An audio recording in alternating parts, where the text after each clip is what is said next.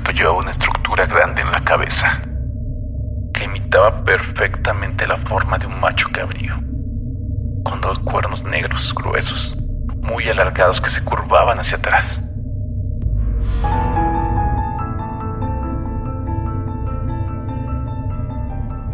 El ser humano le teme a la soledad, pero le teme más a la incertidumbre. Por eso, cuando alguien llega prometiendo respuestas absolutas, comunidad y un propósito divino, es más fácil ceder el control. El problema es que el límite entre la fe y la obsesión es peligrosamente invisible. Bienvenidos a Un Cuarto Sin Espejos, el lugar donde encerramos con realidad despojada de filtros y apariencias. Hoy nos adentramos en la mente colectiva y en el control absoluto. Vamos a hablar de sectas. Bienvenidos. La reunión en el centro. Esto que voy a contar pasó hace unos meses. Yo tengo un grupo de amigos de toda la vida con los que suelo juntarme los fines de semana. Somos 5 en total y nuestras reuniones siempre son de lo más normal. Nos vemos para platicar, pedir una pizza, escuchar música o simplemente pasar el rato después del trabajo. No somos de salir mucho a antros ni nada de eso. Preferimos estar en casa y platicar tranquilos. Es la rutina de cualquier grupo de conocidos que busca despejarse un poco de la semana. Todo ocurrió en la ciudad de Querétaro. Uno de mis amigos, Carlos, acababa de cambiarse de casa y estaba estrenando un departamento que rentó en la zona del centro de la ciudad. Quedamos de vernos ahí un sábado para conocer el lugar y ayudar a terminar de acomodar un par de cajas que le quedaban pendientes. El edificio era una construcción antigua, de esas casonas de estilo colonial que dividieron en varios departamentos independientes. El lugar tenía techos muy altos, vigas de madera vieja y unas escaleras de cantera bastante desgastadas por los años. El departamento de Carlos estaba en la parte más alta, en el último piso, y desde sus ventanas se alcanzaba a ver una buena parte de los techos vecinos. Llegamos a su casa como a las 7 de la tarde. Pasamos las primeras horas platicando en la sala. Cenamos y nos pusimos al corriente con nuestras cosas.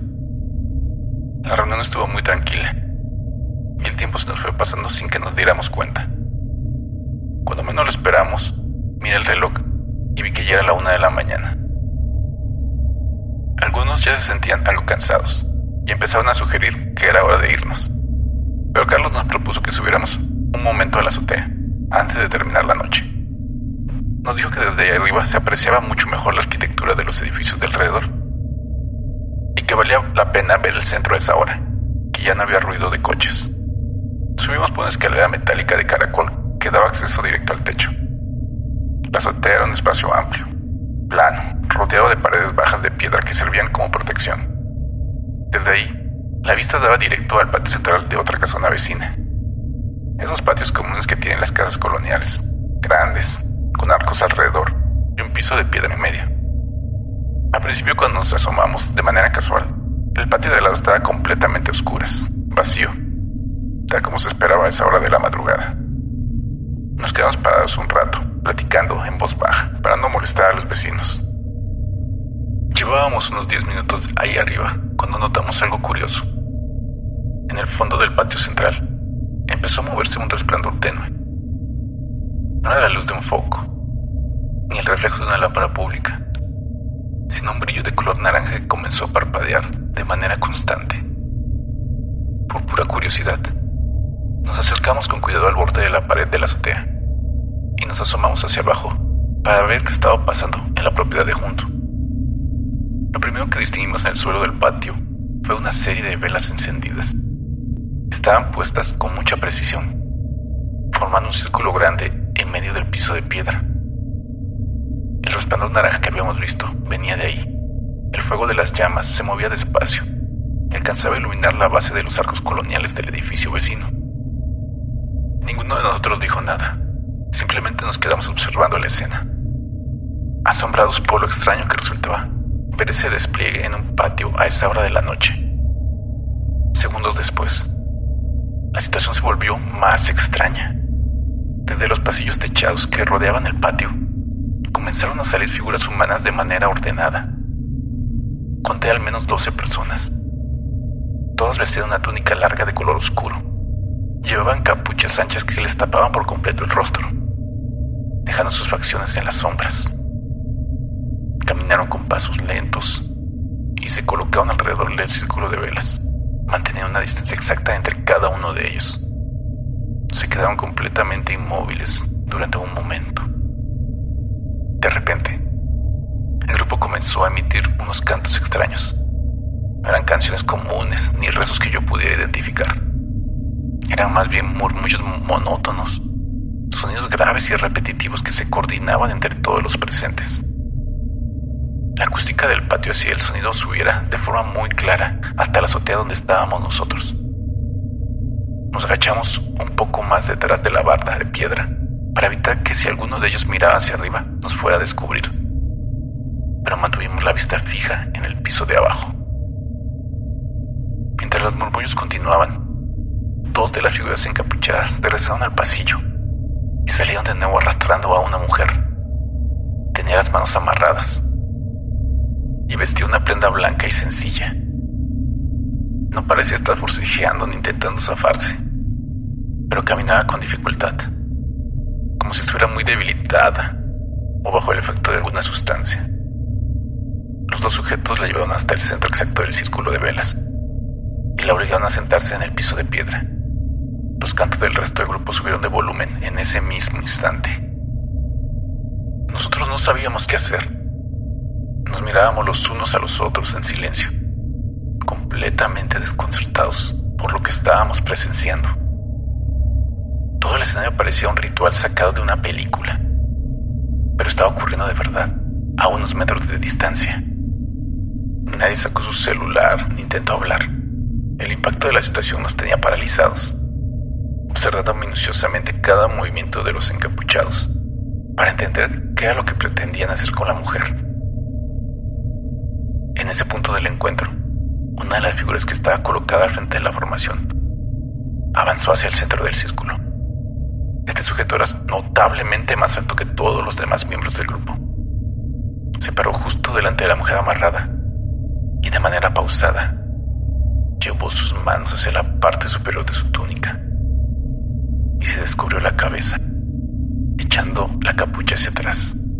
Al hacerlo, la luz de las velas iluminó su rostro con total claridad. Nos quedamos mirando fijamente los detalles. El sujeto llevaba una estructura grande en la cabeza que imitaba perfectamente la forma de un macho cabrío, con dos cuernos negros gruesos, muy alargados que se curvaban hacia atrás. La superficie se veía rugosa y con texturas detalladas. Desde la distancia de la azotea, era imposible descifrar si se trataba de una máscara de material muy realista o de otra cosa, ya que la pieza parecía estar perfectamente unida a la piel de su cuello y se movía de una forma natural cada vez que el hombre giraba la cabeza de un lado a otro.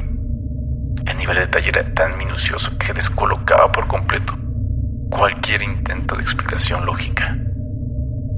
El hombre de los cuernos levantó ambos brazos hacia el cielo. Los murmullos de los encapuchados cesaron por completo, dejando el patio en un silencio absoluto que se sentía sumamente tenso. El sujeto se quedó congelado en esa postura durante varios segundos, mirando fijamente a la mujer que permanecía en el suelo con la cabeza abajo. Ninguno de mis amigos se atrevía a respirar fuerte. El ambiente de la azotea se había vuelto de una atención total. De manera imprevista, todas las velas que formaban el círculo del patio se apagaron al mismo tiempo, dejando lugar en oscuridad total. En el mismo instante en que se extinguió la luz, un grito desolado de la mujer creció en medio de la madrugada. Era un sonido fuerte, agudo y prolongado que reflejaba un sufrimiento profundo. El eco del grito golpeó contra las paredes de piedra de los edificios y subió con muchísima fuerza hacia donde estábamos nosotros. Al escuchar ese sonido, la reacción inmediata de todo mi grupo fue agacharnos por completo en el piso de la azotea. Nos pegamos contra la pared de piedra, ocultándonos del borde para asegurarnos que nadie pudiera vernos desde abajo en caso de que encendieran luces. Nos quedamos inmóviles en esa posición, escuchando cómo el grito se iba apagando poco a poco, hasta que la calle regresó a su silencio habitual. Pasamos unos 20 minutos tirados en el piso de la azotea, esperando sin mover un solo músculo. Cuando el silencio se volvió constante, bajamos las escaleras de caracol, uno por uno, con mucho cuidado. No queríamos hacer ruido. Ya dentro del departamento de Carlos, nadie tocó el tema de lo que habíamos visto en el patio vecino. Nos despedimos de forma rápida, fingiendo que la noche simplemente había terminado de manera normal, y cada quien se fue a su casa. Desde ese día, las reuniones de los fines de semana cambiaron. Ya no nos juntamos en el departamento del centro. Y cuando nos vemos en la casa de alguien más, evitamos hablar de esa madrugada o de lo que pasó en ese edificio. No pusimos ninguna denuncia ni comentamos nada a terceras personas. Decidimos guardar el secreto y actuar como si nada hubiera ocurrido. Pero en el fondo, todos sabemos lo que presenciamos ese día desde aquella azotea. Una invitación familiar. Me llamo Jaime. Todo esto comenzó cuando tomé la decisión de mudarme de ciudad por cuestiones de trabajo. Llegar a un lugar nuevo siempre es complicado. No conoces a nadie y los primeros meses te la pasas del trabajo a la casa. Para intentar adaptarme y salir un poco de la rutina, empecé a frecuentar algunos lugares locales y ahí fue donde conocí a una chica. Conectamos muy bien desde el principio. Empezamos a platicar seguido, a salir a tomar un café y después de un par de meses de tratarnos, formalizamos las cosas y comenzamos a salir bien, como pareja. Un viernes por la tarde, ella me comentó que sus papás querían conocerme y me invitó a una cena familiar en su casa el siguiente fin de semana. Yo me puse bastante nervioso. Conocer a los suegros siempre genera cierta presión. Quieres causar una buena impresión y no sabes bien qué esperar. Ella me dio la dirección y me dijo que era una reunión muy tranquila, íntima, solo con familiares más cercanos. Así que compré un detalle sencillo para llevar y manejé hacia el lugar el sábado por la tarde. Al llegar a la dirección que me dio, lo primero que me llamó la atención fue el tamaño de la propiedad. Era una residencia enorme, ubicada en una zona residencial bastante exclusiva. Toda la propiedad estaba rodeada por bardas de piedra altísimas, que tapaban por completo la vista hacia el interior desde la calle. Había un portón de metal pesado que se abrió de forma automática cuando me identifiqué por el intercomunicador. Al entrar, el jardín delantero era inmenso y se notaba de inmediato un nivel socioeconómico muy alto. Mucha opulencia los sacados de la fachada y los coches estacionados. Estacioné mi auto y ella salió a recibirme a la entrada principal con una sonrisa. Me hizo pasar y me presentó a sus papás y un par de tíos que ya estaban ahí. La verdad es que toda la primera parte de la noche transcurrió con total normalidad. Pasamos al comedor, que tenía una mesa de madera tallada larguísima, y cenamos muy bien. Sus papás platicaron conmigo de forma muy amable. Me preguntaron sobre mi trabajo, de qué ciudad venía y mis planes a futuro. Todo el ambiente se sentía como cualquier cena familiar ordinaria, donde todos te están conociendo.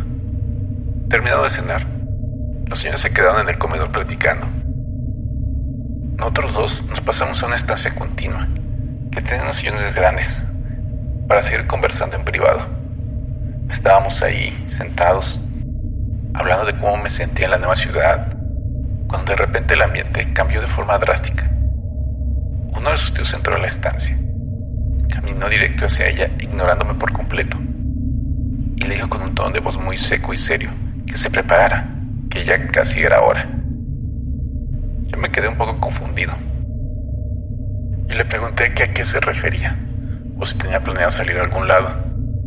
Ella solo me sonrió de manera muy lineal, me tocó la mano y me dijo que no me preocupara por nada, que era un asunto interno de la familia y que ahorita regresaba. Se levantó del sillón de inmediato y salió de la estancia hacia los pasillos del fondo de la casa. Yo me quedé ahí sentado solo, escuchando el tic-tac de un reloj de pared y el murmullo lejano de sus parientes en el comedor. Pasaron unos 15 minutos. Ella regresó a la estancia pero venía vestida de una manera completamente extraña. Ya no traía ropa casual de la cena, sino una túnica larga de tela gruesa y blanca que le cubría desde los hombros hasta los pies, con bordados dorados muy específicos en las mangas. Al verla así, me descoloqué por completo. Le pregunté qué significaba esa ropa, o sea, una especie de tradición o juego familiar, pero ella evadió la pregunta. Me dijo con mucha calma que me quedara ahí sentado un momento más. En ese instante, sentí la necesidad de alejarme un minuto de la situación para pensar, así que le comenté que necesitaba ir al baño. Ella me respondió que el baño de la planta baja estaba ocupado, pero que podía subir las escaleras principales y usar el baño que estaba al fondo del pasillo de arriba. Me levanté, salí de la estancia y comencé a subir los escalones de mármol. La casa era tan grande y tenía tantos pasillos conectados que, al llegar al segundo piso, me confundí de dirección y caminé hacia el ala contraria del edificio. Terminé saliendo a una especie de balcón interno o mezanine que tenía una vista directa hacia de doble altura en la parte trasera de la casa. Desde arriba me di cuenta de que estaba llegando mucha gente de la calle. No entraban por la puerta principal, sino por un acceso lateral. Vi de forma minuciosa cómo iban ingresando a la sala grande.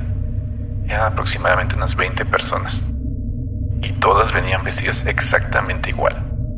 Llevaban túnicas largas, oscuras, portaban unas máscaras de madera pintadas que les cubrían el rostro por completo. Me quedé completamente inmóvil en el pasillo de arriba, ocultándome detrás de uno de los pilares del barandal, para que nadie notara mi presencia desde abajo. El grupo de personas comenzó a formarse en filas ordenadas en medio de la sala. El silencio en esa habitación era absoluto. Nadie hablaba de forma ordinaria. Solo se escuchaba el roce de las túnicas contra el suelo mientras se acomodaban. El papá de mi novia se colocó al frente de todos, también portando una máscara idéntica a la de los demás. Desde mi posición, alcancé a escuchar perfectamente la voz del señor cuando comenzó a hablarle al grupo. Su tono de voz era muy pausado y claro. Mencionó de forma directa que esa noche era muy especial para todos, porque tenían un nuevo invitado en la casa. Dijo textualmente que el perfil era idóneo y que era perfecto para el regalo que tenían planeado entregar esa noche. El resto de las personas vestidas con túnicas asintieron con la cabeza al unísono, manteniendo una postura rígida.